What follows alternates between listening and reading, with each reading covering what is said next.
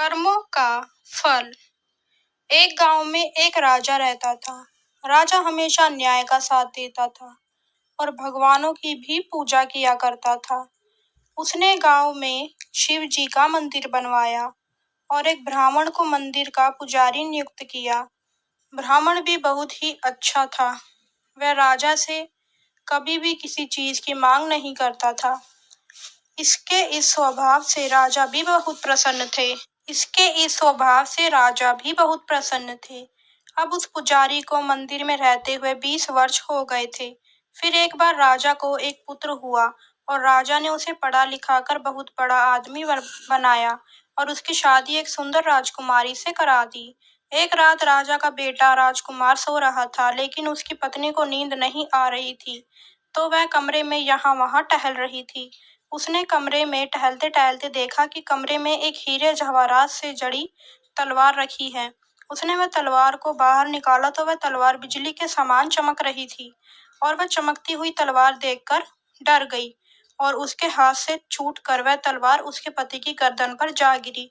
इससे राजकुमार की गर्दन कट गई और वह मर गया। फिर वह राजकन्या यह सब देखकर डर गई और वह रोने लगी और वह सोचने लगी कि अगर उसने सबको सच बता दिया तो कोई उसकी बात पर यकीन नहीं करेगा। सुबह हुई और राजकन्या ने सबको इकट्ठा किया और वह कहने लगी कि रात को मेरे पति को कोई मार गया। राजा ने पूछा किसने मारा है। फिर वह कहने लगी मैं नहीं जानती वह कौन था, परंतु मैंने उसे शिवजी के मंदिर में जाते हुए देखा है। राजा समेत सभी लोग मंदिर गए। उन्होंने वहां ब्राह्मण को पूजा करते हुए देखा। फिर राजा ने उस ब्राह्मण को पकड़ लिया। ब्राह्मण ने बहुत कहा कि मैंने राजकुमार को नहीं मारा है, लेकिन उसकी बात पर किसी ने यकीन नहीं किया। राजा भी इस बात पर यकीन नहीं कर पाता कि ब्राह्मण ने उनके बेटे को मारा होगा।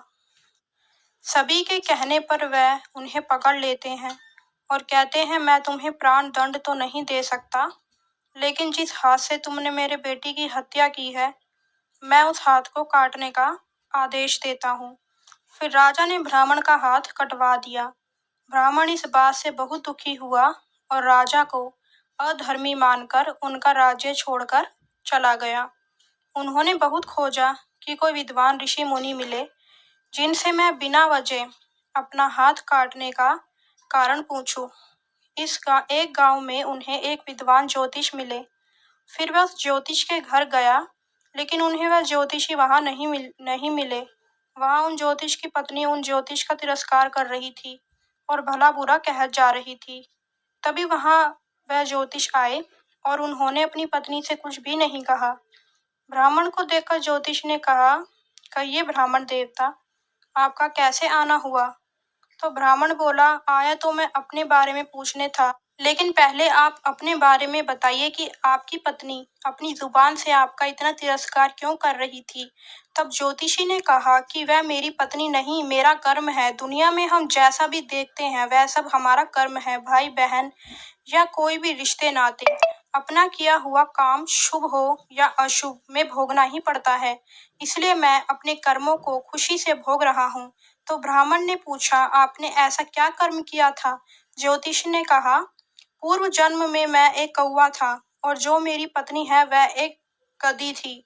गधी की पीठ पर एक फोड़ा हो गया था। फोड़े की पीठ से बहुत दुखी थी और उस फोड़े में कीड़े हो रखे थे और मैं उन कीड़ों को खाने के लिए उसके पीठ पर चोंच मार रहा था। इस कारण से उसे असहाय दर्द हो रहा था। एक बार उसके फोड़े में चोंच मारते हुए मेरी चोंच उसकी हड्डी में घुस गई और वह दर्द से तड़प उठी और मैंने भी चोंच निकालने की बहुत कोशिश करी, लेकिन वह नहीं निकली, वह अटक गई। तो मैंने सोचा कि नदी में पानी लग के चोंच बाहर आ जाएगी, लेकिन नदी का प्रवाह इतनी तेज था कि वह दोनों नदी में बह गए और वह मर गए। अगले जन्म में मैं ज्योतिष बना और वह मेरी पत्नी बनी और अब वह अपने कार्यों से मुझे दुख पहुंचाती है, लेकिन मैंने इसे चोंच दर्द पहुंचाने के लिए नहीं मारी थी, इसलिए इसकी यह समझ एक दिन ठीक हो जाएगी। अपने पूर्व कर्मों का फल समझकर मैं इसे सहन कर रहा हूँ। मैं उस दिन की प्रतीक्षा कर रहा हूँ जिस दिन इसका स्वभाव अच्छा हो जाएगा। अब आप कहो, आप यहाँ किस लिए आए? ब्राह्मण के साथ जो हुआ उन्होंने सब कुछ ज्योतिष को बताया और पूछा, अधर्मी पापी राजा ने मेरा बिना कोई अपराध किए हाथ क्यों कटवाया? ज्योतिष ने कहा, राजा ने आपका हाथ नहीं कटवाया, आपके कर्म ने ही आपका हाथ कटवाया है। फिर ब्राह्मण ने पूछा, ऐसा किस प्रकार हुआ? तब ज्योतिष ने कहा, पूर्व जन्म में आप एक तपस्वी थे और राजकन्या गाय थी और राजकुमार एक कसाई था। जब कसाई गाय को मारने गया तो राजकन्या आपके सामने से अपनी जान बचाकर भाग रही थी और वहां कसाई आया और आपसे पूछा कि यहाँ गाय तो नहीं आई, और आपने जिस तरफ गाय गई थी अपने हाथ इशारा किया कि वह वहां गई है, तो कसाई ने जाकर उस गाय को मार डाला। इतने में जंगल से एक शेर आया और गाय और कसाई दोनों को खा गया। और फिर कसाई को राजकुमार और गाय को राजकन्या का जन्म मिला। इसी वजह से राजकन्या के हाथ से गलती से तलवार गिर के राजकुमार की गर्दन कट गई। और तुमने जो उस गाय की तरफ अपने हाथ से इशारा किया था, इसी वजह से तुम्हारा हाथ कट गया। पाप करने से ही तुम्हारा हाथ कटा है। इसमें तुम्हारा ही दोष है, किसी और का नहीं। ऐसा सोचकर अपना सुखपूर्वक जीवन व्यतीत करो।